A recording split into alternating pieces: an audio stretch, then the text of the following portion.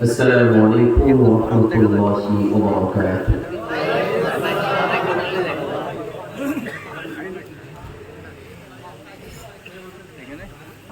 الحمد لله وحده لا شريك له، والصلاة والسلام على من لا نبي بعده، وعلى آله وصحبه والمهتدين بهدايته إلى يوم الدين. أما بعد، فأعوذ بالله من الشيطان الرجيم. بسم الله الرحمن الرحيم. لا تحزن إن الله معنا. وقال النبي صلى الله عليه وسلم: اتق الله حيثما كنت وأتبع السيئة الحسنة تمحها وخالق الناس بخلق حسن. সকলের মহব্বতের সাথে জরুরি ইব্রাহিম করে আল্লাহুম্মা সাল্লি আলা মুহাম্মাদ ওয়া আলা আলি মুহাম্মাদ কামা সাল্লাইতা আলা ইব্রাহিম ওয়া আলা আলি ইব্রাহিম ইন্নাকা হামিদুম মাজিদ। আল্লাহুম্মা বারিক আলা মুহাম্মাদ ওয়া আলা আলি মুহাম্মাদ কামা বারাকতা আলা ইব্রাহিম ওয়া আলা আলি ইব্রাহিম ইন্নাকা হামিদুম মাজিদ। পদ্মকারী বারাইপুর যুব সমাজ ও প্রবাসীদের উদ্যোগে আয়োজিত তাফসীরুল কুরআন মাহফিলের উপস্থিত মুহতারাম সম্মানিত অতিথিবৃন্দ, উপস্থিত মুহতারাম সম্মানিত সভাপতি, মুহতারাম উলামায়ে কেরাম, দিন ইসলাম প্রিয় মুসলিম ভাইয়েরা, পর্দার আড়াল থেকে শুনছেন দ্বীনি মা ও বোনেরা, সর্বপ্রথম আল্লাহ সুবহানাহু ওয়া তাআলার শুকরিয়া আদায় করছি, আলহামদুলিল্লাহ।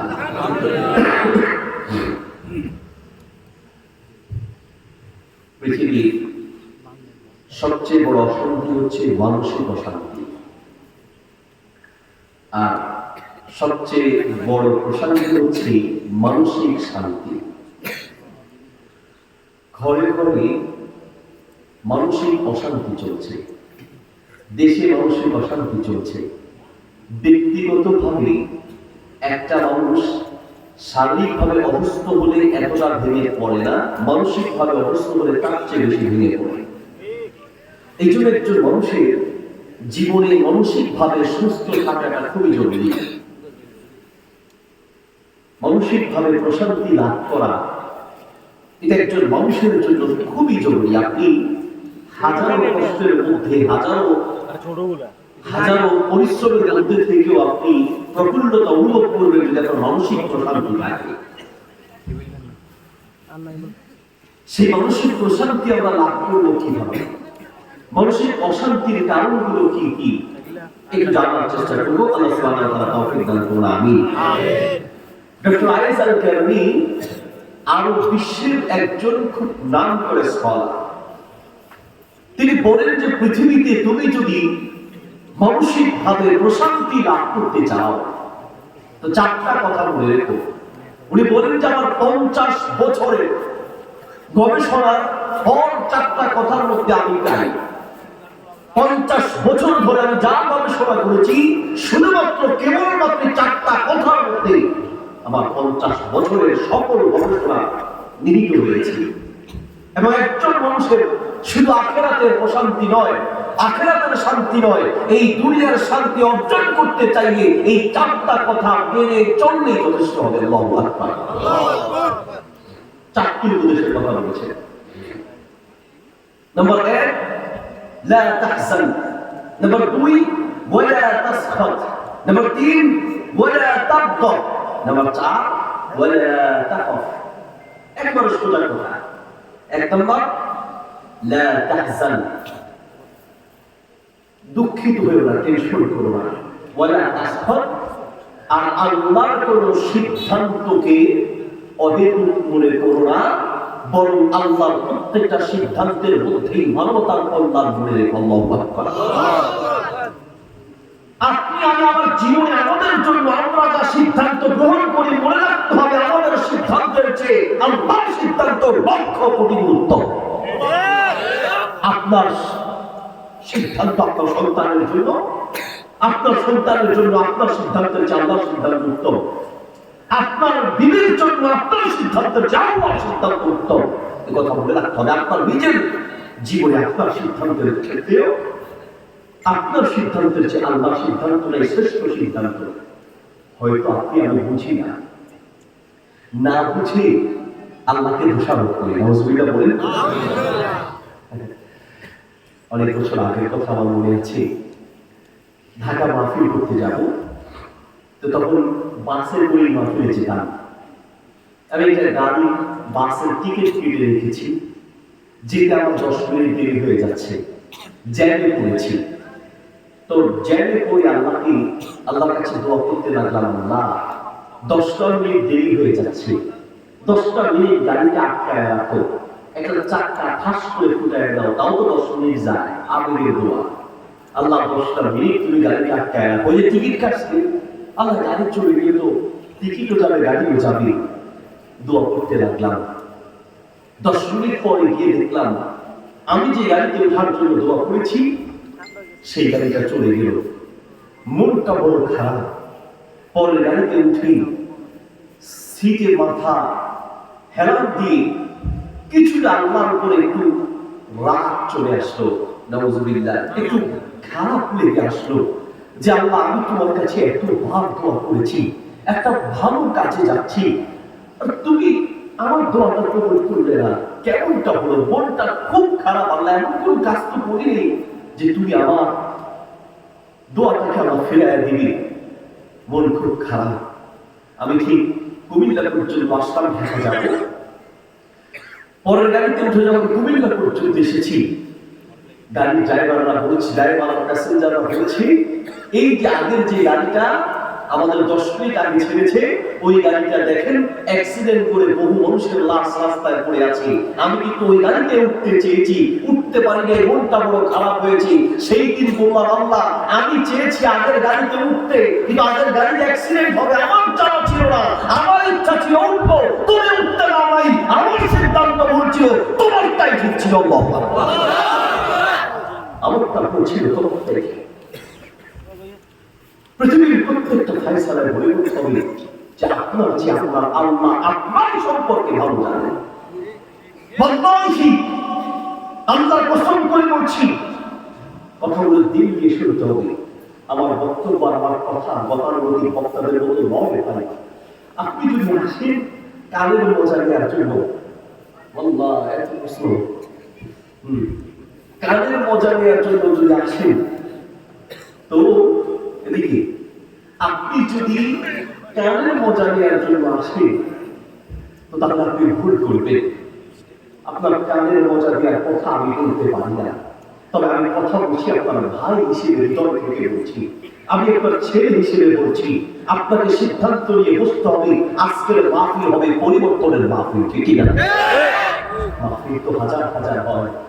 মাহফিল 10 বছর ধরে হচ্ছে, 10 বছর আগেও যে অবস্থা, 10 বছর পরেও সেই অবস্থা। মাহফিলের আগেও যেমন, মাহফিলের পরেও তেমন। মাহফিলের আগেও সুখ খেত, মাহফিলের পরেও সুখ খায়। মাহফিলের আগেও ঘুষ খেত, মাহফিলের পরেও ঘুষ খায়। মাহফিলের আগেও মসজিদ খালি, মাহফিলের পরেও মসজিদ খালি। মাহফিলের আগেও বেনামাজি, মাহফিলের পরেও বেনামাজি। মাহফিলের পরে যদি এলাকায় পরিবর্তন না আসে, ওই মাহফিল ব্যর্থ মাহফিল। পরিবর্তন আসছে, আপনাকে বুঝতে হবে যে আজকের এই মাহফিল হতে পারে আপনার জীবনের শেষ মাহফিল, আমার জীবনের শেষ মাহফিল। পৃথিবীতে এমন বহু শ্রোতার বক্তা মাহফিল শেষ করার পরে বাড়ি পর্যন্ত পৌঁছাতে পারেনি। পৃথিবীর বহু বক্তা মাহফিল শেষ করে রাস্তায় পরিত্যক্ত হয়ে গেছে। ডক্টর আব্দুল্লাহ জাহাঙ্গীর রাহিমাহুল্লাহর কথা, গাড়িতে উঠে প্রায় উঠে কলমের প্রতিষ্ঠাতা মাওলানা আইনুদ্দিন আল আজাদ রাহিমাহুল্লাহ গাড়িতে উঠলে প্রায় তাদের কথা বলে ওঠে। কয়েকদিন আগে মাওলানা আব্দুল্লাহ সাইফুল্লাহ, চিনছেন তো না? মাওলানা আব্দুল্লাহ সাইফুল্লাহ আকরামাহুল্লাহ অ্যাক্সিডেন্ট করলেন। গাড়ি এমন ভাবে অ্যাক্সিডেন্ট হলো, মানুষ গাড়িটা দেখলে প্রায় 50 থেকে 60 লক্ষ টাকার গাড়ির দাম এবং 3-4 লাখ টাকাও নাই। এইভাবে অ্যাক্সিডেন্ট হয়েছে, বেঁচে থাকার কথা নয়। কেন এত অ্যাক্সিডেন্ট? এই যে উপদেষ্টা হাসনা আর হলো সার্জিস চিটং থেকে আসার পথে 2 থেকে 3 বার অ্যাক্সিডেন্ট। সত্যিকার অর্থে আলেমদের গাড়ি অ্যাক্সিডেন্ট হয়, এগুলো কাকতালীয় নয়, সম্ভবত এগুলোর পিছনে কোনো না কোনো ষড়যন্ত্র আছে, এগুলো খুঁজে বের করা দরকার। প্রেমন্তমন বলতে চাচ্ছিলাম, হতে পারে আজকের এই মাহফিল আপনার আমার জীবনের শেষ মাহফিল। এই নিয়ত করে বসতে হবে যে আজকের মাহফিল হবে আমার জীবনের পরিবর্তনের মাহফিল ইনশাআল্লাহ। আল্লাহ বলেন, ইয়া আইয়ুহাল ইনসান মা গররাকা বিরাব্বিকাল কারীম, বান্দা আমি দয়াময় আল্লাহ থেকে কোন জিনিস তোমাকে ধোঁকায় ফেলে দিয়েছি, আমার থেকে কোন জিনিস তোমাকে দূরে সরিয়েছি। বান্দা কখন কি প্রয়োজন, কোন জিনিস দরকার পৃথিবীর কেউ না জানলো, একজন জানে, তিনি কে? আল্লাহ। এমন ভাবে জানেন, সুবহানাল্লাহ, এমন ভাবে আপনার প্রতি লক্ষ্য রাখেন। আল্লাহ বলেন, বান্দা তুমি যখন রাতে ঘুমাতে যাও, তোমার মা তোমাকে রেখে ঘুমিয়ে যায়, তোমার বাপ তোমাকে রেখে ঘুমিয়ে যায়, তোমার কলেজের টুকরা বিবি তোমাকে রেখে ঘুমায়, তোমার কলেজের টুকরা সন্তান তোমাকে রেখে ঘুমায়, তোমার আত্মীয় স্বজন সারা দুনিয়া তোমাকে রেখে ঘুমায়। লা তাখুযুহু সিনাতুন ওয়ালা নাওম, আমি আল্লাহ তোমার এত দয়ালু রব, সারা দুনিয়া ঘুমায়, আর আমি আল্লাহ তোমাকে রেখে 1 সেকেন্ডের জন্য ঘুমাই না। আল্লাহ, 1 সেকেন্ডের জন্য আমি তোমাকে রেখে ঘুমাই না। আল্লাহ বলেন, আমি তোমার দিকে তাকিয়ে থাকি, কি লাগবে তোমার? প্রত্যেক রাতে প্রথম আসমানে এসে বুখারীতে হাদিস আছে, আল্লাহি একটা শব্দ মিথ্যা নয়, মুস্তাদ আহমদ হাদিস আছে, প্রত্যেক রাতে প্রথম আসমানে এসে আপনাকে ডাকি, আমাকে ডাকি, আপনাকে ডাকি, হাল বিল মুস্তাগফিরিন ফাআগফির লাহু, হাল বিল মুস্তারজিকিন ফাআরযুকা লাহু। বান্দা কি লাগবে তোমার বলো? সুবহানাল্লাহ বলেন। সারা দুনিয়া আপনার কাছ থেকে নিতে চায়, আপনার ভাই আপনার কাছ থেকে নিতে চায়, বোন নিতে চায়, বন্ধু খেতে চায়, আত্মীয় স্বজনকে যতদিন দিবেন ততদিন আত্মীয়র কাছে সেরা, বন্ধুর কাছে সেরা বন্ধু যতদিন খাওয়াতে পারবেন। শ্বশুর বাড়ির সেরা চাকরি আপনি দিকে যতদিন পাবেন, মানুষের কাছে সেরা মানুষ আপনি যতদিন তার স্বার্থ থাকবে ততদিন আপনি তার কাছে সেরা। স্বার্থ ফিরিয়ে দিলে মুহূর্তের মধ্যে চেহারা চেঞ্জ হয়ে যাবে। ইত্তাতি সারবামান আহসান তাইলেই একটা আলোচনা আছে, যার প্রতি এই ছেলেরা কথা বলে, এই যে কথা বলা যাবে না, এদিকে তাকান। ইত্তাতি সারবামান আহসান তাইলেই, কারণ যদি দয়া করেছো তো তার কাছ থেকে লাঠি খাওয়ার জন্য প্রস্তুত না, বুঝলেন ভাই? আর সেই মানুষটাকে আপনি সাঁতার কাটা শিখিয়েছেন, এই মানুষটা একটা সময় আপনাকে ডুবিয়ে দিতে চাইবে। এর নাম হচ্ছে দুনিয়া। ওয়াল হায়াতুদ দুনিয়া ইল্লা মাতাউল গুরুর। দুনিয়ার মানুষ হচ্ছে প্রতারক, ধোঁকাবাজ, মানুষের চেয়ে নিমক হারাম কোনো জাতি পৃথিবীতে আরেকটা নাই। বিশ্বাস করলে জীবনের বাস্তবতার আলোকে হচ্ছে মানুষটাই আশেপাশে মানুষ খুঁজে পাবেন না। তাকায় দেখেন, দাঁড়িয়ে তাকায় দেখেন, সামনে পিছিয়ে তাকায় দেখেন, মানুষ খুঁজে পাবেন না, যা পাবেন সব প্রতারক, ধোঁকাবাজ, স্বার্থবাদ। বিশ্বাস যদি না হয় তো আজকে জানবেন আপনারা কাছে মানুষটাকে দোস্ত তোকে আমি হৃদয়ে জীবনের চেয়ে বেশি ভালোবাসি। বন্ধু, তোর পক্ষে থাকতে গিয়ে আমি অনেকের গান শুনেছি, তারপর তোর সাথে আমার সম্পর্ক রেখেছি। দোস্ত, আমি যখন মরে যাব আমাকে মাটির তলে রাখবে। বন্ধু, আমি একটা মাটির তলে থাকতে ভয় পাবো, একটা রাত বন্ধু আমার সাথে মাটির নিচে পেত। আরে বন্ধু, বাদ দিলাম, নিজের ছেলে মেয়ের চেয়ে আপন পৃথিবীতে কেউ হতে পারে না। আমি তো একজন বাপ, আমি 2 ছেলে 1 মেয়ের বাপ, আমিও বুঝি এই কবিতার মধ্যে একজন বাবার ভালোবাসা, নিজের জীবনের চেয়ে একটা ছেলে আর মেয়েকে একজন বাপ তার চেয়ে বেশি ভালোবাসে। আমরা তো বাবার ভালোবাসা বুঝি না, আমরা মায়ের ভালোবাসা বুঝি। কারণ মায়েরা কিছু হলেই তো চোখের পানি ফেলে হাউ হাউ করে চিৎকার করে কাঁদে। এই জন্য আমরা ছেলেরা মায়েদের ভালোবাসা বুঝি, কিন্তু বাবাদের ভালোবাসা বুঝি না। কারণ বাবারা চোখের পানি দিয়ে হাউমাউ করে চিৎকার করে কাঁদতে পারে না, বাবারা চোখ দিয়া কাঁদে না, চিৎকার করে কাঁদে না, বাবারা কলিজা রক্ত দিয়া কাঁদে। বাবা চিৎকার করে কাঁদতে পারে না। আমি তো বুঝি, আমি একজন বাপ, পৃথিবীর প্রত্যেকটা বাপ নিজের ছেলে মেয়েকে নিজের জীবনের চেয়ে বেশি ভালোবাসে। এই বাবার ক্যান্সার হয়েছে, দোস্তকে ফোন দিয়ে 5 লক্ষ টাকা চেয়ে হাতে তুলে দিয়ে বলছে, দোস্ত আমার তো ক্যান্সার, আমার সব বিক্রি করা শেষ, শুধুমাত্র বাড়িটা আছে, বাড়িটাও বিক্রি করবে।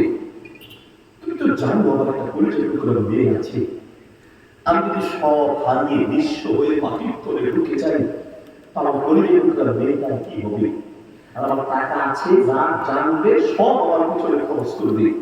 দোস্ত এই 5 লক্ষ টাকার একটা চেক রাখো, তুমি তো জানো আমার পরিচয় করে একটা মেয়ে আছে, আমি যদি মরেও যাই, আমার চিকিৎসা কোনো টাকা নাও থাকে, কসম করে বলো এই 5 লক্ষ টাকার 1 টাকাও আমার পিছনে নয়, আমার পরিচয় করে মেয়েটার ভবিষ্যতের জন্য রেখে দিয়ে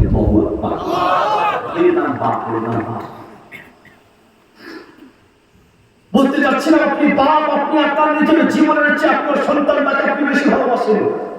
পৃথিবীর প্রত্যেকটা মা নিজের দাঁড়িয়ে ছেড়ে যন্ত্রণার কথা ভুলে যায়, পরিচয় করে সন্তান তার চেহারা দিয়ে তাকানোর সাথে সাথে। ঠিক কিনা? ডাক্তাররা বলে একটা জীবন্ত মানুষের হাত পাও গুলোকে একসাথে করে এবং শরীরের আরো কয়েকটা হাত দিয়ে একসাথে করে তাস করে দেখে ফেললে যে পরিমাণ কষ্ট পায়, তার চেয়ে বেশি কষ্ট পায় একজন মা সন্তান জন্ম দেওয়ার সময়। কিন্তু সেই কষ্টের কথাও বলতে যায় কেন? তোমরা সন্তান তার চেহারা দিয়ে তাকিয়ে বলতে চাচ্ছিলাম, সেই আদরের মা, সেই আদরের বাবা মাটির তলে রেখে চলে আসি। আপনি সেই আদরের বাপ, সেই আদরের মা, আজকে বাড়িতে গিয়ে সন্তানকে বলেন করে যে টুকরা ছেলে নিয়ে তোমাদের জন্য তো আমার জীবনটা শেষ, আমি যখন মরে যাবো মাটির তলে আমাকে রেখে চলে আসবে, অন্ধকার কবর আমি একা থাকতে ভয় পাবো। আচ্ছা সারা জীবন তো আমি থাকবো, প্রথম একটা রাত আমার সাথে মাটির নিচে থেকো, এক রাত, বেশি রাখবে না, একটা রাত আপনার সন্তান মাটির নিচে আপনার সাথে থাকতে রাজি হবে? আপনার দিদি রাজি হবে? বন্ধু রাজি হবে? আল্লাহ বলেন, বান্দা ইয়া আইয়ুহাল ইনসান মা গররাকা বিরব্বিকাল কারীম, ও বান্দা আমি আপনাকে কি করে ভুলে গেলি? মাটির তলে রেখে আসার পরে সারা দুনিয়া আলাদা হবে, তোমার নিচে, তোমার সাথে মাটির নিচে থাকতে দূরে থাক, তুমি যেই খাটে মারা যাবে সেই খাটে ঘুমাতে ভয় পাবে, তোমার লাশের কাছে একা থাকতে ভয় পাবে, তুমি যে রুমে মারা যাবে সেই রুমে থাকতে ভয় পাবে, তোমার লাশের কাছে একা থাকতে ভয় পাবে। আল্লাহ বলেন, বান্দা সারা দুনিয়া তোমার থেকে আলাদা হবে, আমি আল্লাহ ছাড়া কেউ থাকবে না। ঠিক না? আপনি আল্লাহ ছাড়া কেউ তোমার কাছে থাকবে না। আল্লাহ বলেন, বান্দা আমি যে কি পরিমাণ তোমাকে ভালোবাসি, তুমি যে আমার কত আদরের বান্দা, তুমি যে আমার কত মায়া ভালোবাসার বান্দা, আমি কি পরিমাণ তোমাকে ভালোবাসি। ওয়াফি আনফুসিকুম আফালা তুবসিরুন, একটু নিজের দিকে তাকাও, নিজের দিকে। আচ্ছা ভাই, রাতে যে আমরা ঘুমাতে যাই, মশারি টাঙাই না? মশারি ছোট্ট ছিদ্র দিয়ে মাঝে মাঝে মশা ভিতরে ঢুকে না? ঢুকে। আচ্ছা বলি, মশারির ছিদ্রের চেয়ে আমাদের নাকের ছিদ্র আর কানের ছিদ্র আরো বেশি বড় না? তো মশারির এত ছোট ছিদ্র দিয়ে মশা ভিতরে ঢুকলো, আর নাকের আর কানের এত বড় ছিদ্র দিয়ে রাতে ঘুমিয়ে গেলেন, মশা ভিতরে ঢুকলো না, কারণ তাকে জীবনেও ভাবেন নাই। আল্লাহ বলেন, বান্দা, মশারির ছোট ছিদ্র দিয়ে মশা ভিতরে ঢুকেছি, কিন্তু তোমার নাক আর কানের ছিদ্র দিয়ে মশা ভিতরে ঢুকে নাই, কারণ আমি আল্লাহ তোমাকে পাহারা দেই, ফেরেশতা দিয়ে আমি তোমাকে পাহারা দেই, যাতে তোমার নাক আর কানের ছিদ্র দিয়ে কোনো মশা ভিতরে ঢুকতে না পারে।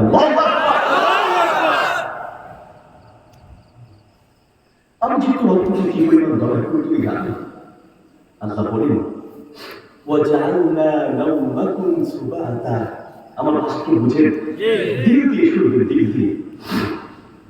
আল্লাহ বলেন, বান্দা, ওয়াজআলনা নাওমাকুম সুবাতা, বান্দা শোনো, রাতে যে তুমি ঘুমাতে গেছো, তুমি ঘুমাও নেই। ঘুম পৃথিবীর কারো কাছে নাই, কেউ চাইলেই ঘুমাতে পারে না। পৃথিবীর বহু মানুষ ঔষধের উপরে ঔষধ খায়, তারপরে ঘুম নাই। আমরা বলি তুমি ঘুমাতে পারো না। শোনো, আমরা আলহামদুলিল্লাহ মাহফিলে ছিলেন এবং আমার গার্মেন্টস আছে, গার্মেন্টসের ব্যবসাও ছিলেন। আমরা হাজার হাজার কোটি টাকার মালিকদের সাথে চলি। তো আমরা দেখেছি আমাদের মুরব্বি, যার টাকা পয়সা অর্থ সম্পদ যার যত বেশি, তার ঘুমের কষ্ট তত বেশি। ঘুম নাই, সব আছে, ঘুম নাই। কারণ ঘুম আসে কোথা থেকে? আল্লাহুম্মা আনতাস সালাম ওয়া মিনকাস সালাম তাবারাকতা ইয়া যাল জালালি ওয়াল ইকরাম। শান্তিদাতা কে? আল্লাহ। ঢাকা শহরের এক চাচা প্রতিদিন মসজিদ নামাজ পড়ে বের হয়, তো দেখে এক পাগলা সারার বস্তা গায়ে দিয়ে ঘুমায়। তো চাচা চিন্তা করে, ঘটনা কি? আমার এত নামি দামি বিছানা, তুলার বালিশ, বিদেশি কম্বল, কথা বলে কি? এই যে কথা বললে তো হবে না, কথা তো বলা যাবে না, আমরা বলবো ডিস্টার্ব হচ্ছে খুব। হাঁটাহাঁটি করা যাবে না, কথা বলা যাবে, ডাইনিং রুমে তাকানো যাবে না, ইনশাআল্লাহ। অল্প কথা বলবো ভাই, বেশি কথা বলি না তো। হয়তো খেলে আমি বললাম, বাবা আল্লাহ, কথা তো বেশি লাগে না ভাই। হেদায়েতের মালিক আল্লাহ, আল্লাহ হেদায়েত দিতে চাইলে 5 মিনিটের বক্তব্য মানুষ পাল্টায় দিতে পারে, ঠিক না? শুধু দিল দিয়ে নীরব হয়ে শুনতো। তো চাচা চিন্তা করে, ঘটনা কি? এত দামি বিছানায় আমি ঘুমাই, আমার ঘুম নাই। আমি পাগলা প্রতিদিন সারা বস্তা গায়ে দিয়ে কি ধুমছে, নাক ডাকে কি আওয়াজ, এই ঘুম আসে কোথেকে? তো দেখে যে প্রতিদিন একই সারা বস্তা গায়ে দেয়। চাচা মনে করছে সারা বস্তার মনে করে কেরামতি আছে। আমাদের দেশের কিছু মানুষ কেরামতি পাগল। কিছুদিন আগে আপনারা ফেসবুকে দেখেছেন, এক বক্তা চট্টগ্রামে এক মাজারের পানিতে পুকুরে নেমে গোসল করতেছে, দেখছেন না? গোসল থেকে উঠে মাইক ধরে বলতেছে, কয় আমার গলা ভাঙে না, কারণ আমি এই মাজারের এই পুকুরের পানি খাই, আর আমি পুকুরের পানিতে গোসল করি, আমার এই জন্য রোগ হয় না। রোগ থেকে বাঁচার জন্য এই মাজারের পুকুরে গোসল করি। দুঃখের বিষয়, মানুষ যদি পাগল হয় তো রশি দিয়া বাঁধবে, এবং রশি নিজে যদি পাগল হয় রশি বাঁধবেন কি দিয়া? মানুষ অসুস্থ হলে ডাক্তার ঠিক করবে, ডাক্তারে যদি সব রোগী হয় তো ডাক্তার ঠিক করবেন কি দিয়ে? সাধারণ মানুষ যদি উল্টা পাল্টা করে, শিরিক কুফরি বিদআত করে, তো বক্তারা ঠিক করবে, আর বক্তা নিজেই যদি শিরিকের সাথে লিপ্ত থাকে তো বক্তা ঠিক করবেন কি দিয়ে? আল্লাহর কসম করে বলছি, পৃথিবীর কোন মাজারের পানিতে কোনো কেরামতি নাই। মাজারের কোনো পানি বিপদ দিতেও পারে না, দিতেও পারে না, ঠিক না?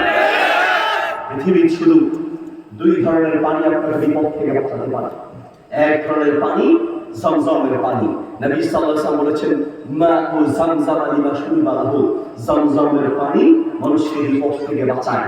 2 নম্বর পানি হলো যেই পানিতে কোরআন হাদিসে বর্ণিত দোয়া করে ফু দেওয়া হয়, সেই পানিটা শেফা হয়, ওই পানি রোগ থেকে বাঁচাতে পারে। এছাড়া অন্য কোনো পানি আপনাকে রোগ থেকে বাঁচাবে না। কুসংস্কার, কয়েক বছর আগে বাঁশ গাছের পানি খাওয়াইছিল, মনে আছে? কেরামতি, বাঁশ গাছ কাটলে কেরামতি, মানে কেরামতি এত পাগল। একজন হাতের মধ্যে 4টা পাথরের দামি আংটি দেখেছিলাম। জিজ্ঞেস করলাম, আংটিগুলো কিসের? কতগুলো কেরামতি। কিসের কেরামতি? কতগুলো এই আংটি বিপদ থেকে বাঁচায়, এটা রিজিক বানায়, এটা হলো জিন হুজুর করে। আর এটা হুজুর আমার একটা গোপন সমস্যা আছে, বলা যাবে না। তোমার 30 বছরের যুবক, তুমি টকবগের যুবক, তোমার গোপন সমস্যা কি থাকতে পারে এটা বুঝি। তুমি তাহলে ইন্ডিয়ান হারবাল যে খুঁজো এটা বুঝি। তোমার যে কি গোপন সমস্যা এটা ভালো করে বুঝি। শোনো, পৃথিবীর কোনো পাথর কোনো আন্টি বিপদ দিতেও পারে না, নিতেও পারে না। ঠিক না? ইমান ও প্রায় মানুষের কোমরে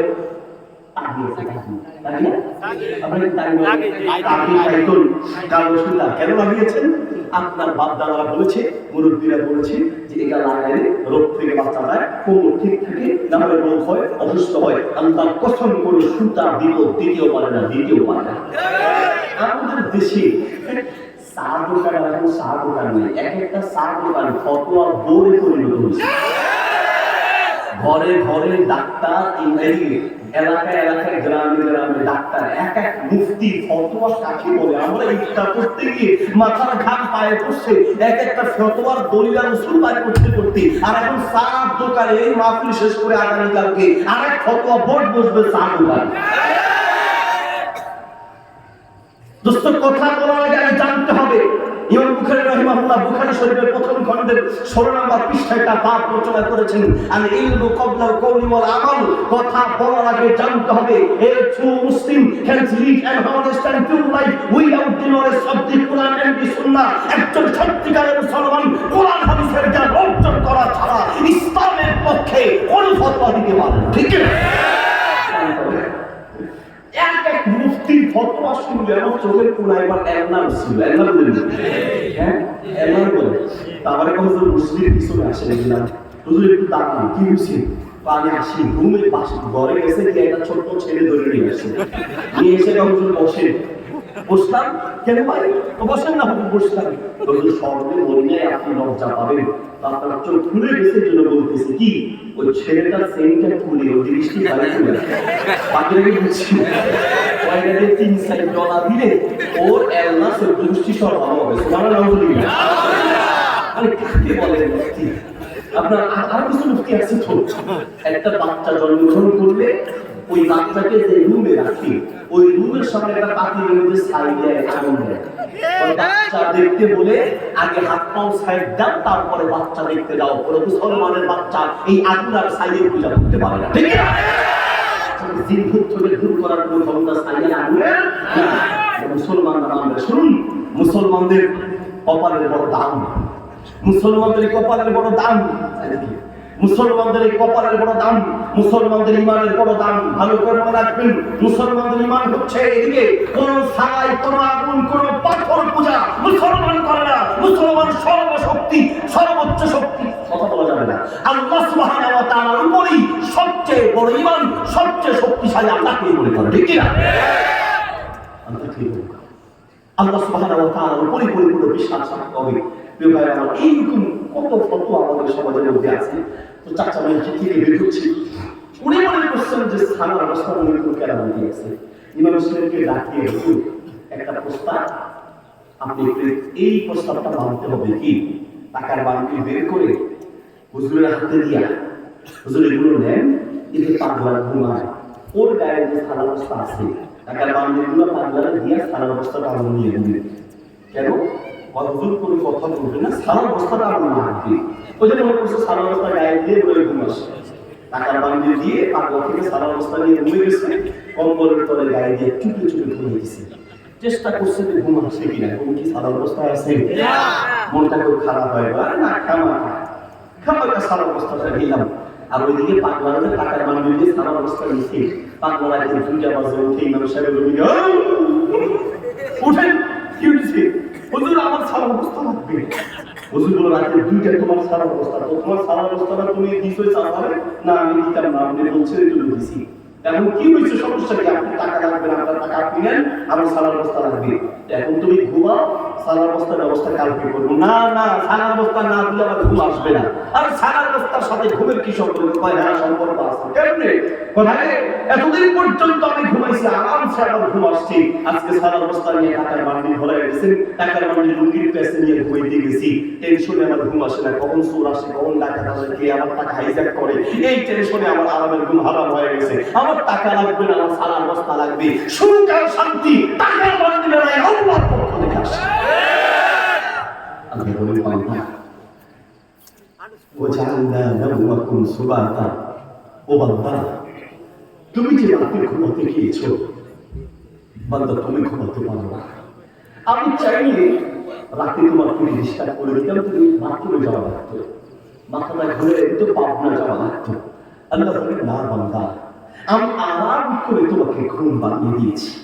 তুমি রাতে 11টায় ঘুমাতে গিয়েছো, 11টা 12টা 1টা 2টা 3টা 4টা 5টা, আমি আল্লাহ তোমাকে 7 ঘন্টা আরাম দিয়েছি। ও বান্দা, আমি তোমার দয়ালু আল্লাহ তোমাকে 7 ঘন্টা আরাম দিয়েছি। 7 ঘন্টা পরে উঠে শুধু আমার জন্য 20 মিনিট ফজরের নামাজ পড়বা। তুমি নিমখারাম আমাকে 20 মিনিট দিতে পারো নাই, আমি তোমাকে 7 ঘন্টা দিয়েছি আর আমাকে তুমি 20 মিনিট দিতে পারো নাই। তুমি মানুষ হতে পারো নাই, তুমি মানুষ হতে পারো না। উলাইকা কাল আনআম বাল হুম আদল। পৃথিবীতে কিছু মানুষ আছে দেখতে মানুষের মতো হলে ওরা পশুর চেয়ে খারাপ, এরা কুকুরের চেয়ে খারাপ, এরা জানোয়ারের চেয়ে খারাপ। মানুষ কি করে জানোয়ারের চেয়ে খারাপ হয়? মানুষ কি করে জানোয়ারের চেয়ে খারাপ হয়? আমাকে ভুল বলেছে? পৃথিবী উল্টে যাবে, রাইফেলের গুলি বেশ হতে পারে, আল্লাহ একটা শব্দ কখনো মিথ্যা হতে পারে না, ঠিক কিনা?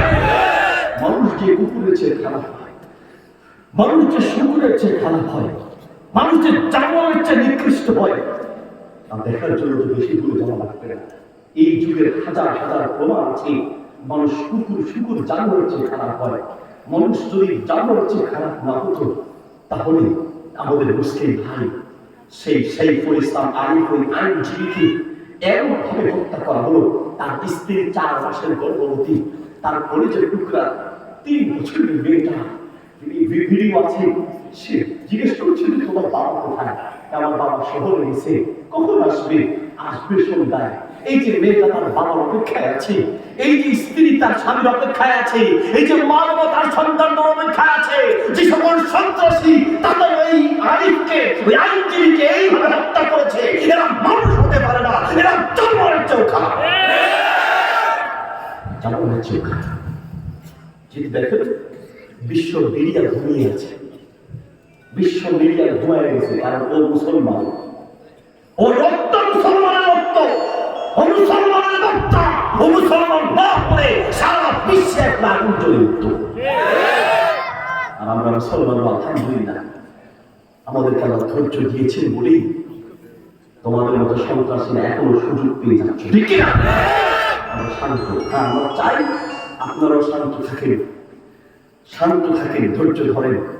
তবে প্রশাসনকে বলবো, যদি এইরকম সন্ত্রাসীরা সুযোগ পেয়ে যায়, তাহলে একের পরে এক অরাজকতা সৃষ্টি করেই যাবে, ঠিক না? আমরা এর সর্বোচ্চ বিচার চাই। আল্লাহ তাআলা আমাদের সাইফুল ইসলাম আরিফ ভাইকে জান্নাতের উচ্চ মাকাম দান করুন, আমিন।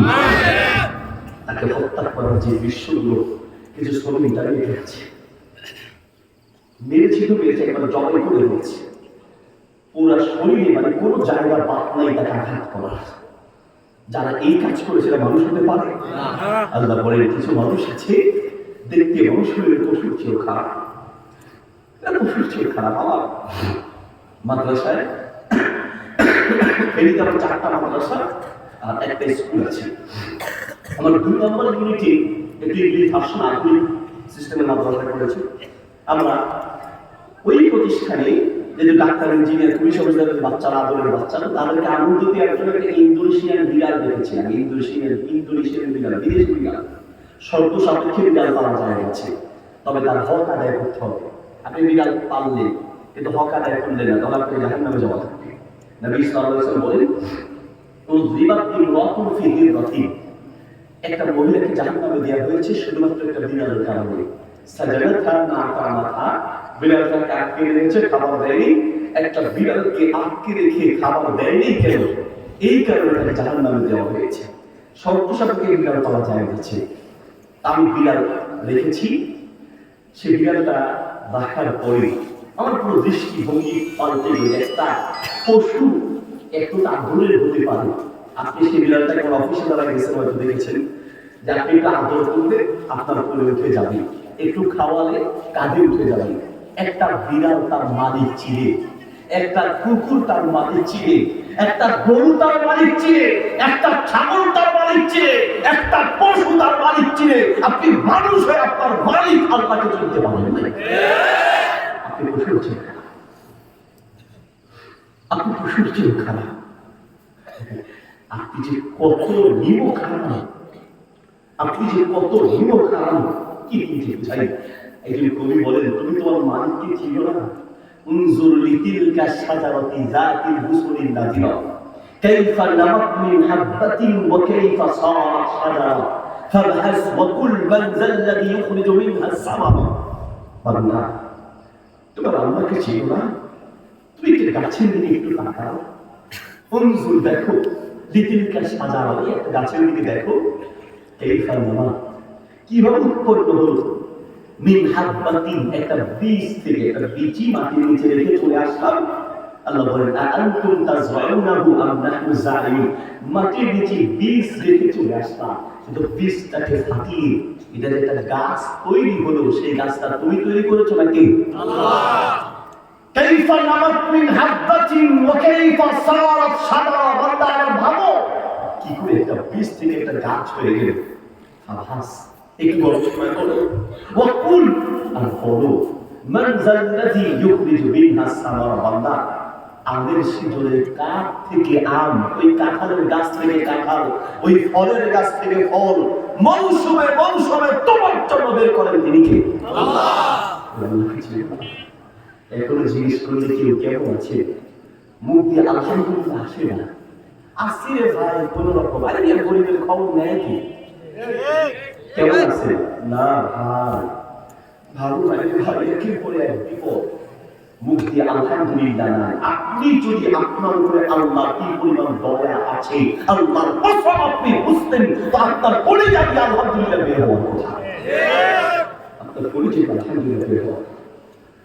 জীবনের কয়টা বছর চলে গেল? 40, 50, 30টা বছর গিয়েছে। এখন পর্যন্ত দুইটা শুকরিয়া সিজদা আপনি দেন নাই। আপনি জানেন না যে শুকরিয়া সিজদা দিতে হয়।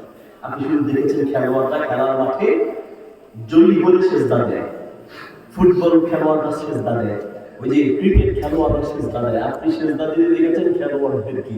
অথচ আপনি মুসলিম, মাঝে মাঝে আল্লাহর নিয়ামতের কথা স্মরণ করে ঘররা সাকিদান মাটিতে লুটে সিজদায় পড়ে যাওয়া উচিত, ঠিক কি না? মাঝে মাঝে 2 রাকাত শুকরিয়া নামাজ পড়বেন। মালিক, তুমি আমাকে যে দয়া করেছো, পৃথিবীর বহু মানুষকে দাদা বলে। আল্লাহ, তুমি আমাকে 2টি পা দিয়েছো, পৃথিবীর বহু মানুষকে পা দাও নাই। তুমি আমাকে 2টি হাত দিয়েছো, পৃথিবীর বহু মানুষকে হাত দাও নাই।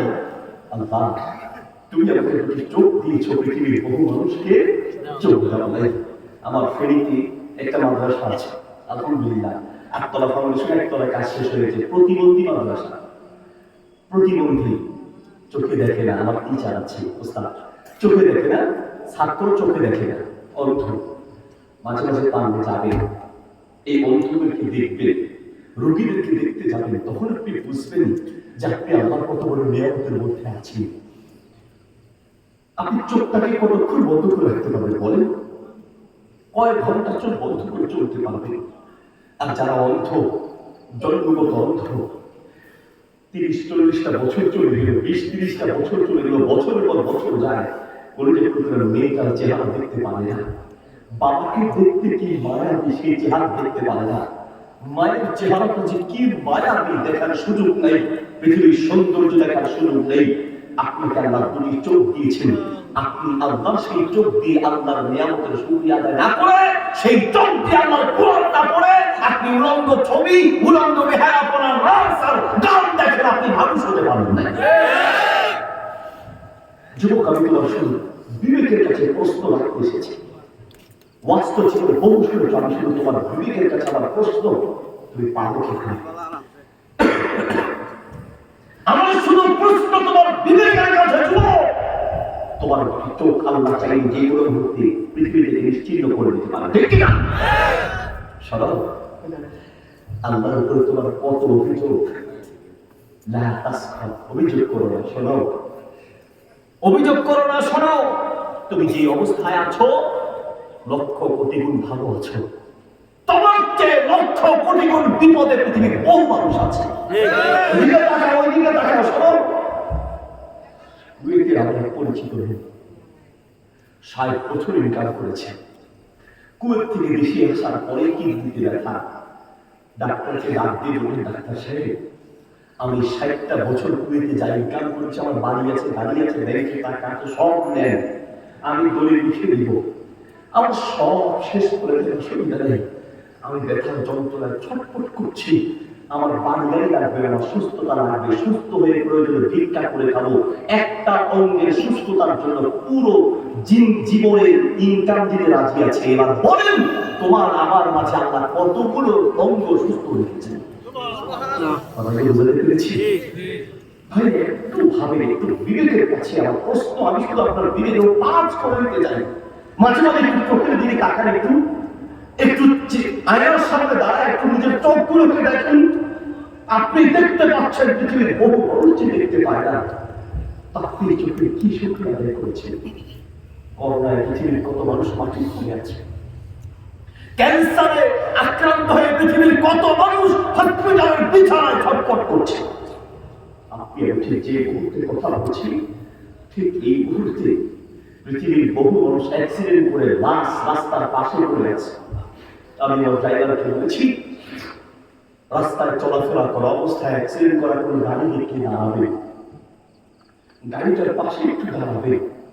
আমি অ্যাক্সিডেন্ট করা গাড়ির দিকে তাকাই আর নিজের মনকে বুঝাই, বলে মন, অ্যাক্সিডেন্ট করে যে লোকটার মাথা আলাদা হয়েছে, যার মাথার মগজ বের হয়েছে, যার গোস্ত টুকরো হয়েছে, যার হাত পা 14 গ্রাম দেখেছি আটকে গেছে অ্যাক্সিডেন্ট করার পরে, তাকে বের করতে না পারলে মারা যাবে, এই জন্য তাকে বের করার জন্য তার গায়ের গোস্ত কেটে কেটে তারপরে তাকে বের করতে হচ্ছে।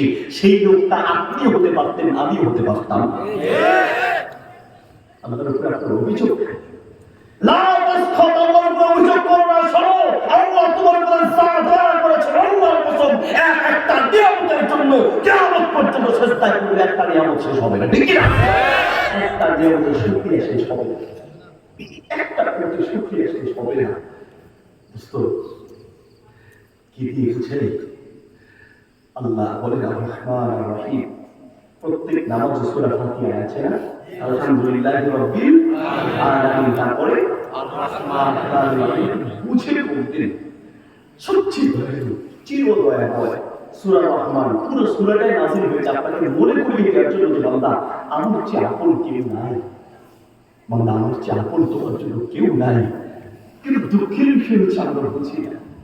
আমার বড় ছেলেটার বক্তব্য আপনারা অনেকে শুনে, তাই না? তো আপনার আজকে ভাগ্য ভালো, ও এসেছে মাহফিল করে নিয়ে গেলেন, ক্লাস বন্ধ থাকে সুযোগ বলে মাঝে মাঝে নিয়ে। তো কিছুদিন আগে আমাকে ফিলিস্তিনের একজন লেখক নাম আল্লামা সরকারি, আমি ওনার বই পড়ি, মাজলুম আলিম। যারা মাজলুম আর যারা মাজলুম নয় এদের মাঝে পার্থক্য আছে, পার্থক্য নাই? যারা জেলখানায় বসে রাখে আর যারা জেলখানার বাইরে রাখে এদের মাঝে আসমান আর জমিনের পার্থক্য আছে। ফিলিস্তিনের লেখক আল্লামা সরকারি একটা বই হাদিসুল মাসা, আরবি একটা বই হাদিসুল মাসা। তো ওনারা দেখে একটা বই, একটা পৃষ্ঠা বইতে নিয়ে এসে আমার বড় ছেলে বাকু ও আমাকে এনে দিয়েছে, বলছে বাবা এই পৃষ্ঠাটা আপনি পড়বেন। আর একটা পৃষ্ঠা বইতে ওর মাকে দিয়েছে, আম্মু আপনি এটা পড়বেন। আমাকে যে পৃষ্ঠাটা বইতে দিয়েছে মানে আমাকে উপদেশ দেওয়ার জন্য আর কি, আমাকে একটু বুঝানোর জন্য যে এখান থেকে আমার জন্য শিক্ষা আছে। অনেক সময় রূপবামা ইউজাদু ফিল নাহরি মা লা ইউজাদু ফিল বাহরি, সমুদ্রে যা পাওয়া যায় না নদীতে তা পাওয়া যায়, অনেক সময় নদীতে যা পাওয়া যায় সমুদ্রে তা পাওয়া যায় না। তোমাকে পৃষ্ঠাটা বলতে দিয়ে বলছেন এটা আপনি পড়লে আশা করি কিছু শিখতে পারবেন, মানে ভালো লাগবে। তাহলে সেটা পড়লাম। সে পৃষ্ঠায় কি ছিল? সুবহানাল্লাহ। একজন সাংবাদিকের ইতিহাস তিনি উল্লেখ করেছেন। সাংবাদিক 60 বছর সাংবাদিকতা করেছেন। সাংবাদিকতা শেষ করে তিনি অবসরে গিয়েছেন। তো তিনি একদিন বিকেলে বসে বসে নিজের রুমে লিখছেন, একটা ডায়েরির মধ্যে লিখতেছেন দুঃখের কথা। লিখছেন গত বছর আমার খুব কষ্টে কেটেছে, গত বছর আমার বাবা মারা গিয়েছে, গত বছর আমি বেকার ছিলাম, ওই যে 60 বছর চাকরি ছেড়ে দিয়েছেন, গত বছর আমার ছেলেটা পরীক্ষায় ফেল করেছে। তার মানে গত বছর কি কি কষ্ট পেয়েছেন কষ্টগুলো লিখে নিচে দিয়ে লিখে দিলেন, গত বছর আমার দুঃখের বছর কেটেছে, কষ্টের বছর কেটেছে। তার স্ত্রী ঢুকলেন, ঢুকে দেখলেন যে যে তার স্বামী দুঃখের কথাগুলো পৃষ্ঠায় লিখে রেখেছে। স্ত্রী তার রুমে গিয়ে সে একটা কাগজের মধ্যে লিখলেন, গত বছর আমাদের আল্লাহর নিয়ামতের মধ্যে কেটেছে। গত বছর তুমি অ্যাক্সিডেন্টের হাত থেকে বেঁচে গিয়েছো, তোমার ছেলের অ্যাক্সিডেন্টের হাত থেকে বেঁচেছে, তোমার একটা রোগ থেকে তোমাকে আল্লাহ বাঁচিয়েছেন। গত বছর তুমি আমাদেরকে অনেক সময় দিয়েছো, অনেক জায়গায় আমরা ঘুরতে গিয়েছি। গত বছর আমরা এই এই নিয়ামত পেয়েছি। নিচে লিখে দিন, গত বছর আমাদের আল্লাহ এক অফুরন্ত নিয়ামতের মধ্যে আমরা কেটেছি। তার মানে গত বছর আমাদের সুখের বছর কেটেছে। পার্থক্য কি বুঝতে পেরেছেন? একই সাথে সংসার করেন, স্বামী বললেন দুঃখের আর স্ত্রী বললেন সুখের। পার্থক্য হলো চশমা, দৃষ্টিভঙ্গির পার্থক্য। চশমা যদি লাল হয় তো দুনিয়া কিছুটা লাল মনে হয়, চশমা যদি কালো হয় তো দুনিয়া কিছুটা কালো মনে হয়। আপনি যদি আল্লাহ কি কি আপনাকে দেন নাই এটা খুঁজতে থাকেন তো আপনি দেখবেন যে আপনাকে আল্লাহ অনেক কিছু দেয়নি। আর আপনি যদি খুঁজতে থাকেন যে আল্লাহ আমাকে কি কি নিয়ামত দিয়েছেন, আল্লাহর কসম কিয়ামত পর্যন্ত গুণে শেষ করতে পারবেন না। আপনার দৃষ্টিভঙ্গি পার্থক্য।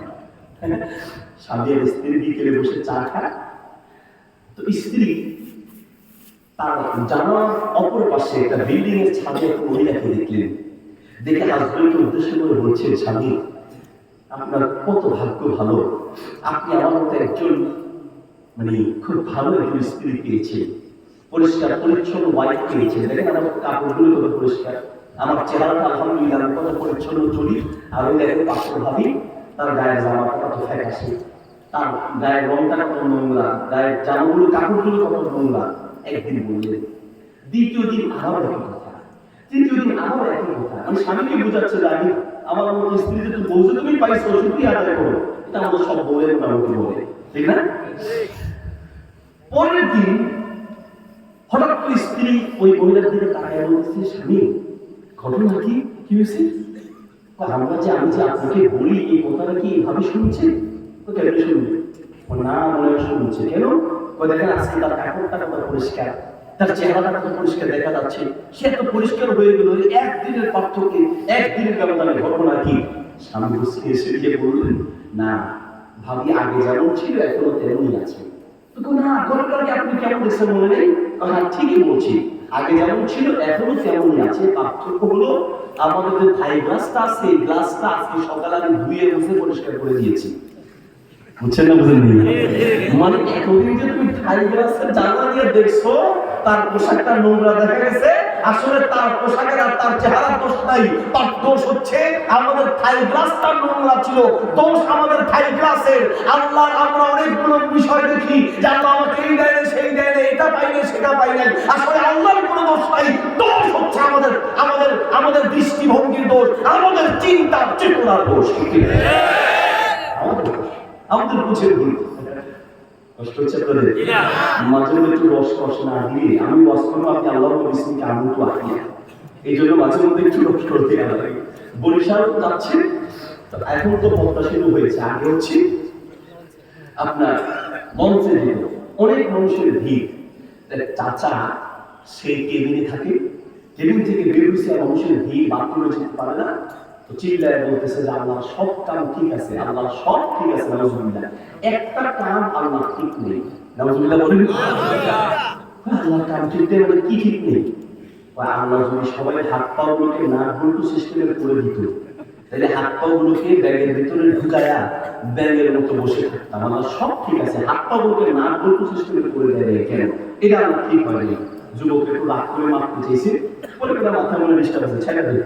পরে ছেড়ে দিছে, উনি রুমে ঢুকছে, কেবিনে ঢুকতে লাভ দিয়া বের হয়ে আবার না ভাই না কারণ আল্লাহ তো ঠিক আছে, আমারটা ভুল। তো তোমার কি মাথায় সমস্যা দিয়ে একবার তো আল্লাহর দোষ, আরেকবার বলে আল্লাহ তো ঠিক আছে তোমার দোষ, ঘটনা কি তুই লেখো? ভাই আমি মনে করছিলাম হাত পা গুলোকে নাট বল্টু সিস্টেমে করে দিয়ে খুলে ব্যাগে রেখে দিলে জ্যাম কম লাগতো, সুবিধা হইতো, কিন্তু না রে ভাই আমার একটা টর্চ লাইট ছিল বিদেশ থেকে আনছি, ওই টর্চ লাইটটা কেবিনে রেখে আমি বের হয়েছিলাম, ঢুকে দেখতেছি মিস্টার চোর চুরি করে টর্চ লাইট নিয়ে গেছে। টর্চ লাইট নিয়ে যাওয়ার অসুবিধা নেই, হাত পা গুলো যদি নাট বল্টু সিস্টেমে থাকতো আর এটা যদি খুলে রেখে একটা বের হইতাম তো সারা দুনিয়া খুঁজে আমরা একটা হাত পা খুঁজে পাইতাম না। নাট বল্টু সিস্টেমে করলেই তো মহাবিপদ হইতো। আমারটা ভুল, আমারটাই ঠিক। আমরা সিদ্ধান্ত সেটা বধুরা চিনলেন, বধুরা কদু না লাউ বাঙালি লটকানি লাউ আর কদু ফেরিয়ার হেনি এই কথা। তো আপনার কদু গাছের পাশ দিয়ে আল্লাহ ভুল ধরতেছে, আল্লাহর ভুল ধরে দেখছো আমার সব কাম ঠিক আছে। এই কামটা কেমন হলো কিসে? ওই যে কদু গাছ এই চিকন লতা, আল্লাহ কদু ধরে দিয়েছেন এই বিশাল, এই চিকন ছোট গাছে এত বড় ফল, এটা হবে এই ছোট গাছ ছোট ফল দিতে আল্লাহ ভুল ধরতেছে না। আর একটু সামনে গেছে ডুমুর গাছ দেখছে, ডুমুর গাছ চিনেন? মোটাই বিশাল, ডুমুর ফল ছোট না, দেখছো? এই যে সব কারণটা কেমনি কদু গাছে এত বড় কদু ধরাই দিলেন, গাছ ছোট আর ফল ধরাই দিলেন এই বিশাল, আর এই দিকে এই মোটা গাছ ফল দিলেন ছোট। দিকে তাকায় আল্লাহ ভুল করতেছে, এই কদু গাছের কদু যদি বট গাছে থাকতো আর বট গাছের বট যদি কদু গাছে থাকতো তাই না খাতের ঘাট মনতে যার বাপ হইতো, তাই না ঠিক মতো হইতো। এখন তো ঠিক হয় না, এই কামটা ঠিক হয় নাই। এই কথা বলতেছে, ওর দিকে তাকায় একটা ডুব মরেছে নাকের উপরে পড়ছে, লাভ দিয়ে ওঠা কয় আরে ভাই না আল্লাহ তো ঠিক আছে। ইউসুফ ভাই ভাই রে বট গাছের বট নাকের উপরে পড়ছে, নাক এখনো সোজা আছে। আমি মনে করছিলাম কদু গাছের কদু বট গাছে থাকলে ভালো হইতো, কদু গাছের কদু যদি বট গাছে থাকতো আর বটের মধ্যে যদি কদু আমার নাকের উপরে পড়তো, নাক আমার নাক থাকতো না, নাক আলু ভর্তা হয়ে যেত। আমাদের বুঝে ভুল থাকতে পারে, আল্লাহটাই ঠিক, আমাদেরটা ভুল, ঠিক কি না? আল্লাহর সিদ্ধান্তকে অপছন্দ করবে। আল্লাহ প্রত্যেকটা সিদ্ধান্ত তোমার কল্যাণের জন্য, তুমি ভিতরে হাদিসুল মাসার এই কিতাবটার মধ্যে এসেছি, জাহাজে করে যাচ্ছে, জাহাজ ডুবে গিয়েছে, সবাই মারা গেল। একটা লোক অনেক কষ্টে একটা চাকা ধরে ধরে নদীর পাশে গিয়ে কোনো রকম জীবনটা বাঁচালো। এখন দামি মানুষ মানুষ নাই, জল নাই, খাবার দাবারের ব্যবস্থা নেই, কি করা যায়? তো বুদ্ধি করে ফলমূল খুঁজে খুঁজে খায়, আর মাঝে মাঝে পাথরের সাথে পাথর বাড়ি দিয়ে আপনার আগুন ধরে, আগুন ধরে না, পাথরের সাথে পাথর বাড়ি দিয়ে আগুন ধরিয়ে এই নদীর মাছ শিকার করে মাছ খায়, কোনোভাবে জীবন কাটাচ্ছে। আল্লাহ আমাকে উদ্ধারের ব্যবস্থা করো, আল্লাহ উদ্ধারের ব্যবস্থা করো, দোয়া করে যাচ্ছেন। একদিন পাথরের সাথে পাথর বাড়ি দিতে গিয়ে সে অনেক কষ্ট করে একটা ঘর বানাইছে, ছং দিয়ে গাছের ডালপালা দিয়ে একটা ঘর বানিয়েছে। ওই ঘরে সে ঘুমাতো। এখন ওই ঘরের পাশে সে ওই মাছ আগুনে ধরাবে, মাছ জাল দিবে, এই জন্য পাথরের উপর পাথর বাড়ি দিয়ে আগুন ধরাতে গিয়ে আগুনটা গিয়ে ঘরে রাখছে, ঘরটা জ্বলে গেছে। ঘরে আগুন লাগতে দেখে, জ্বলে যেতে দেখে মনটা আরো খারাপ হয়ে গেল। আল্লাহর উপরে একবার মনে কষ্ট চলে আসলো, আল্লাহ সব দিয়ে গেলাম, যাওয়ার কোনো রাস্তা পর্যন্ত নাই, একটা ঘর এত কষ্ট করে বানালাম, সেই ঘরটাও জ্বালায় দিলাম। ঠিক আছে আল্লাহ, বুঝছি তুমি আমার উপরে নারাজ, আমি এক দুনিয়া থেকে লাভ নাই, আর খাবো না, কিচ্ছু পালন করবো না, ঘুমের মধ্যে পড়ে যাবো। এই কথা বলে আল্লাহর উপরে নারাজ হয়ে, মানে একটু অসন্তুষ্ট হয়ে সে ঘুমায় গেল। ঘুম থেকে হঠাৎ করে আওয়াজ শুনলো, জাহাজের আওয়াজ। জাহাজ থেকে লোকজন এসে বলছে, ভাই চলেন আপনাকে উদ্ধার করতে এসেছি। লোকটা অবাক হয়ে বলছে, ভাই আমি এখানে আসি, আপনারা যাবেন কি করে? ভাই আমি মনে করছি আপনি শেষ, আমি রাগ করে ঘুমায় গেছি, ঘুমের মধ্যে শেষ হয়ে যাবো, আপনার কি মানুষ না ফেরেশতা? ভাই আমরা মানুষ, আমি যেখানে আছি আপনারা যাবেন কি করে? জাহাজের লোকেরা বলছে, বলে আমরা শুনেছি এই সাইডে একটা জাহাজ ডুবে গিয়েছে, আমরা মনে করছি সব মানুষ মারা গিয়েছে, এখানে বাঁচার কথা, এই জন্য কেউ উদ্ধার করতে আসেনি। কিন্তু আমরা পাশ দিয়ে যাওয়ার সময় দেখলাম যে ধোঁয়া উঠতেছে, ধোঁয়া উঠতেছে, ধোঁয়া উঠতে দেখে আমরা মনে করেছি যেখানে কোনো না কোনো মানুষ আছে, এই জন্য ভাবলাম যে যাই উদ্ধার করে নিয়ে আসি। এসে দেখলাম কোনো মানুষটা শুধু আপনি আছেন। লোকটা সিজদায় পড়ে বলছে, আল্লাহ আমি তোমার উপরে নারাজ হয়েছি, তুমি আমার ঘরটা জ্বালিয়ে দিয়েছো, আর এখন দেখছি এই ঘর জ্বালানোর কারণে আমার উদ্ধারের ব্যবস্থা হয়েছে। আসা আন তাকরাউ শাইআন ওয়া হুয়া খায়রুল লাকুম, বান্দা তুমি অপছন্দ করো, আমার উপরে নারাজ হও, হয়তো যেটা অপছন্দ করো ওটার মধ্যেই তোমার কল্যাণ আছে।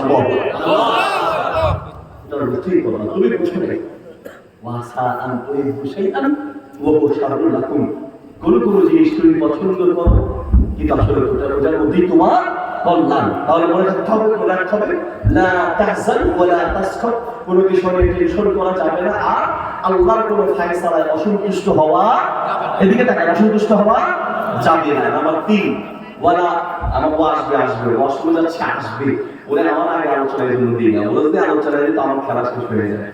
এই জন্য এখন যাচ্ছি সবাই দিকে আমার দিকে তাকান, আমার দিকে ভাই আছে ইনশাআল্লাহ কথা বলবে, কথাকে শুনবেন ওই জন্য এখন এই কথা বলবেন। নাম্বার 3 লা তাকতর, 3 নম্বর পয়েন্ট, যদি পৃথিবীতে সুখে থাকতে চাও, শান্তিতে থাকতে চাও, মানসিক ভাবে শান্তি চাও, অশান্তি থেকে বাঁচতে চাও, নিজের রাগটাকে কন্ট্রোল করতে হবে। মানসিক অশান্তির অন্যতম বড় একটা কারণ হচ্ছে অতিরিক্ত রাগ। যেই ঘরে অতিরিক্ত রাগী স্বামী আছে সেই ঘরে শান্তি নাই। বাপ অতিরিক্ত রাগ করে ছেলেদের জীবন শেষ, স্ত্রীর জীবন শেষ। আর আমাদের অনেক বাপ আছে তারা মনে করে যে ঘরে আমি যদি যাই, অনেক অহংকার করে বলে আমি ঘরে গেলে আমার ছেলে মেয়ে শুয়ে মতো সোজা, আমি ঘরে গেলে আমার ছেলেমেয়েরা মনে করে বাপ আসে না, বাপ আসে বাপ। আপনি মনে করেন যে আপনি রাগ দিয়ে ঘর ঠিক করবেন, ছেলে মেয়েকে রাগ দিয়ে মানুষ বানাবেন, অসম্ভব কথা। ছেলে মেয়ের সাথে বন্ধুর মতো আচরণ করতে হবে, তাদেরকে সময় দিতে হবে। অর্থ সম্পদ টাকা পয়সা দেওয়ার চেয়ে একটা সন্তানকে সময় দেওয়া বেশি জরুরি। এই ছেলের সাথে আপনি যদি আমাকে দেখেন, পাঁচশোনায় ঘুমে আমরা বসি, তো আপনি মনে হবে আমরা 2 বন্ধু খেলা করছি। আমি যত কাজ থাকে বাসায় গেলে আমার ক্রিকেট ব্যাট আছে, ফুটবল আছে। কিছুদিন আগে 25,000 টাকা দিয়ে আপনার যে টেনিস বোর্ড কিনেছি, ছেলের বাপ ছেলে একসাথে খেলি। আচ্ছা আমি তো ছোট মানুষ, শেখ আহমদুল্লাহ সাহেবকে চিনেন? শেখ আহমদুল্লাহ হাফেজুল্লাহ, আমি ঢাকায় গেলে ওনার বাসায় গেলে বাসার পাশে কোর্ট আছে, উনি আমি ওনার ছেলে একসাথে খেলি। বাচ্চাকে সময় দিয়ে বাচ্চার সাথে খেলবেন। শুনুন রাসূল সাল্লাল্লাহু আলাইহি ওয়াসাল্লাম বাচ্চাদের সাথে কি পরিমাণ মিশতেন। নামাজে গেলে একটা সিজদা লম্বা হয়ে গেল, লম্বা একটা সিজদা দিলেন। সাহাবীরা বলছেন ইয়া রাসূলুল্লাহ, একটা সিজদা এত লম্বা দিয়েছেন কেন, কারণটা কি? আল্লাহ রাসূল সাল্লাল্লাহু আলাইহি ওয়াসাল্লাম বললেন, আমি সিজদায় গিয়েছি, আমার নাতি এসে আমার কাঁধের উপরে উঠে বসে গেছে, তো আমি উঠলে তো সে পড়ে যাবে অথবা তাকে নামায় ফেলে সে কান্না শুরু করবে, এই জন্য আমি স্থির হয়ে সিজদায় ছিলাম।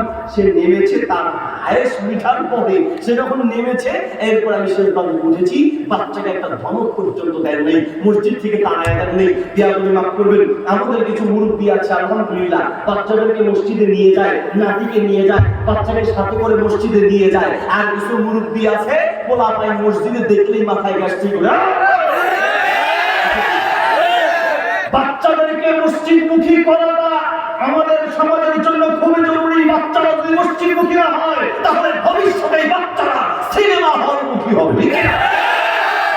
মসজিদ থেকে দাঁড়িয়ে দুষ্টামি করে দৌড়ায় করবি বাচ্চা মানুষ। আর উদ্দেশ্যে আপনি দেখবেন যে বাচ্চাদেরকে মসজিদের এক কোনায় খেলার জন্য সুযোগ করে দেয়। পারলে মসজিদ উদ্বুদ্ধ করবেন, মাঝে মাঝে মসজিদে একটু চকলেট দিবেন। কয়েকদিন যদি বাচ্চাদেরকে একটু চকলেট দেন তো এলাকায় গেরিলা বাহিনী যা আছে একটাও বাড়িতে থাকবে না, আগাম দিলে মসজিদে ভর্তি উদ্বুদ্ধ করে বাচ্চাদেরকে মসজিদ বলতে চাচ্ছিলাম, বাচ্চাদের সাথে মজা করবে, আনন্দ করবে, বৈধ পন্থা। অধিকাংশ ক্ষেত্রে আমাদের সন্তানরা নষ্ট হয় আমাদের মা বাবাদের অযোগ্যতার কারণে। আমার আপনি রাগ করবেন, আপনাকে বোঝার জন্য বলছি। মা আপনি রাগ করবেন, আপনাকে বোঝার জন্য বলছি। আচ্ছা বলেন, আমাদের পোলাপানি যে গাড়ি শিখে এই 3, 4, 2, ক্লাস 1, 5-6 বছরের বাচ্চা মাথার সহ গাড়ি মা বাবা 14 গোষ্ঠী তুলে 2-3টা সূরা ঠিক মতো বলতে পারে না, কিন্তু গান দিতে বলবে একেবারে আপনার সিফাত দিন না সহ গান দেয়। ঠিক আছে বেশি কিছু চট্টগ্রামের বাচ্চা ছেলেকে ডাকতেছে আমার বাবা এখানে বাপ ছেলেকে ডাকে আমার বাবা, ছেলে আমার বাপের দূর আমার বাবা কি গেলে বাপ ছেলেরা আমার বাবা, ছেলে বাপের আমার বাবা। এবার পাশে এক ইমাম সাহেব ছিল, ইমাম সাহেব শুনছি, ইমাম সাহেব গিয়ে বাপরে বলতেছে বাপজি কি দিদি তুই ইটারে পড়তে আমার পালা, ইটা তোমার পড়তে আমার পালা, তোমার কে কার আমার পালা কি করো, আসলে তোমার কে কার আমার পালা। এবার বাপ উল্টা হুজুরে শুরু করছে তোমার আমার পালা তোমার এই মানে এটা তো বলা যায়, মা বাপ তো দুশ্চিন্তা এখন দাঁড়িয়ে আসতে মাইকে বলা যায় না, ঠিক না? শিখিয়েছে বাংলাদেশে গালি দিতে গেছে সৌদিকে, সৌদি যাওয়ার পরে একটা লাগাইছে, সৌদিতে গিয়ে শুনে আমি তো হাসতে হাসতে শেষ। সৌদি এক মালিকের আন্ডারে, অ্যারাবিয়ান এক মালিকের আন্ডারে একটা কারখানা, অনেকগুলো বাংলাদেশে চাকরি করে। তো অ্যারাবিয়ান ওই মালিক একদিন সে অসন্তুষ্ট হয়েছে কাজে, এই জন্য রাগ করে এক বাঙালি কর্মচারীকে গিয়ে রাগ করে তাকে ধমক দিছে, এখন সে ধমক সহ্য করতে না পারে, সে মনে করছে অ্যারাবিয়ান মানুষ, সে তো আর বুঝবে না, তারে গালি দেবে, সালাম তুমি গালি দিচ্ছে। সালাতুদের মানে কি সে বুঝে, কিন্তু আরবি কিন্তু দাঁত কামড় দিয়া চোখ লাল করে এমন বলছে তো, ও মনে করছে কি আমার নিশ্চয়ই কিছু না কিছু বলছে, সে মুখস্থ করছে মুখস্থ করছে।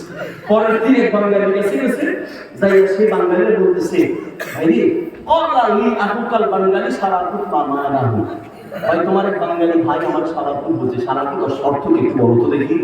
এখন যারা জিজ্ঞেস করছে সে তো বুঝছে ভাই এই কাম তো আমার বাঙালি ভাই ছাড়া আর কেউ বলে না, কারণ এটার আসল অর্থ তো বাঙালিরাই জানে, আমার বাঙালি ভাই বলছে। এখন যদি এটার আসল অর্থ বলি তো চাকরি কি থাকবে?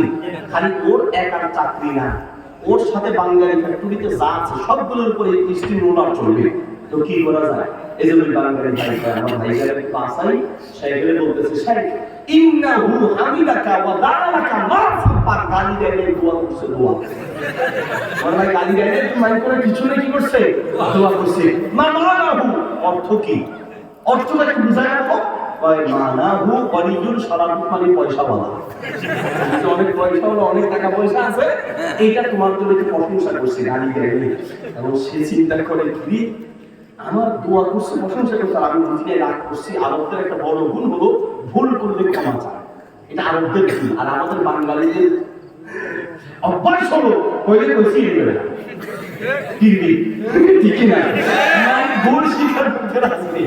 তো সে পরের দিন গেছে তার কাছে, যে গালি দিচ্ছে তার কাছে, তার কাছে বলায় ও তো পিছনে যায়, ওর কাছে বলায় তো বলে কি বলো নাকি, কাছে ডাকি গেল, ভাই এদিকে আসো, আস্তে আস্তে ডাকছি, আসছে আসলে ভাই ইন্নাকা হামিদতানি ওয়া গালিবতু আলাইক, তুমি আমার প্রশংসা করছো আর আমি না বুঝে রাগ করছি, ওয়া দাআউতা লি, আর তুমি আমার জন্য দোয়া করছো, এটা আসমান থেকে বলছে, কখন প্রশংসা করলাম, কখন দোয়া করলাম, বলে তুমি যে গতকালকে আমার প্রশংসা করছো আমি বুঝি নেই, আমি না বুঝতে রাগ করছি, আহ্বান আমি ক্ষমা চাই, রাগ করে দিও। তবে শোনো, তুমি মনে করছো এই যে সয় সম্পত্তি যা দেখো সব আমি একা কামাইছি, না আমি একা না, আমি একা পয়সা মনে করছো না, আমি একা চালাব, আমার বাপ দাদা চালানো ছিল,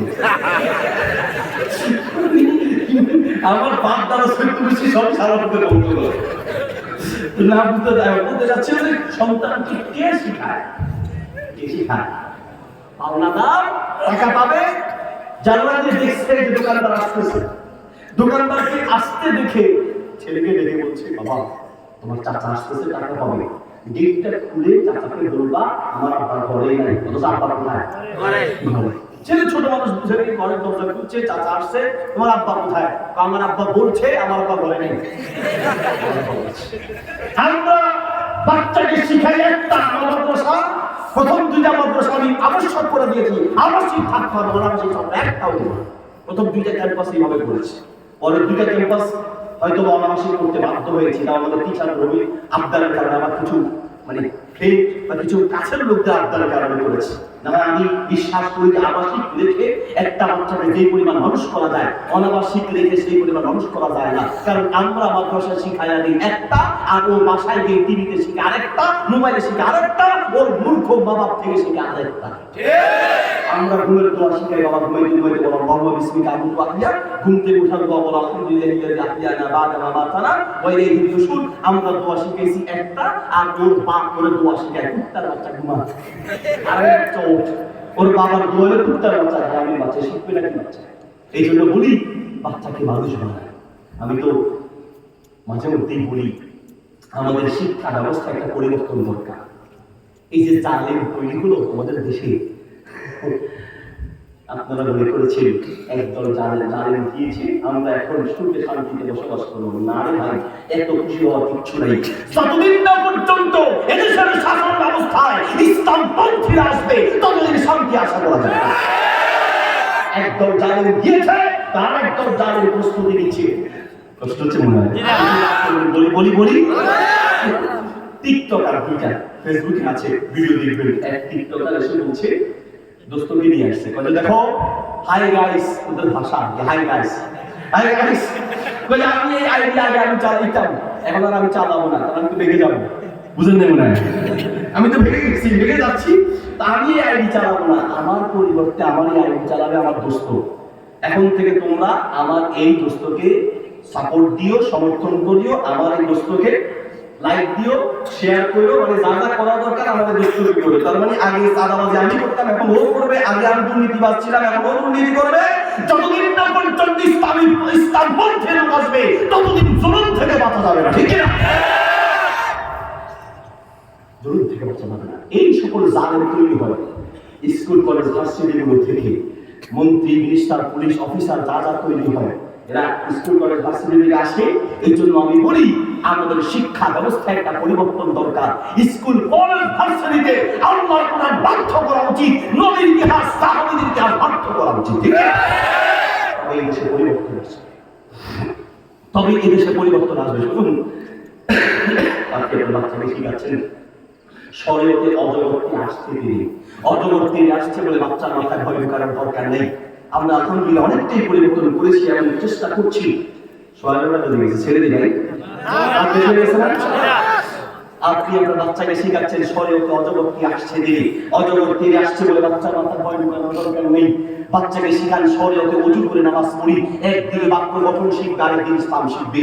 আপনার বাচ্চা বলছে শরীয়তে আমি খাবো বেড়ে, তার কাছে আম খেতে যাবে, আম গাছ থেকে পড়ে পা ভাঙবে, মানুষের ভাই খাবে, এমন খাওয়ার দরকার নেই। বাচ্চাকে শিখান শরীয়তে আল্লাহর হুকুম মেনে চলি। আপনার বাচ্চা বলছে রসইতে ইঁদুর ছানা ভয়ে মরে, ইঁদুর মরুক পাথর গেলে হা করে থাকুক, আপনার বাচ্চার দরকার নেই। বাচ্চাকে শিখান রসইতে ইসলাম মতো জীবন গড়ি, একদিকে বাক্য গঠন শিখবে, আরেকদিকে ইসলামের বিধান শিখবে, ঠিক কিনা?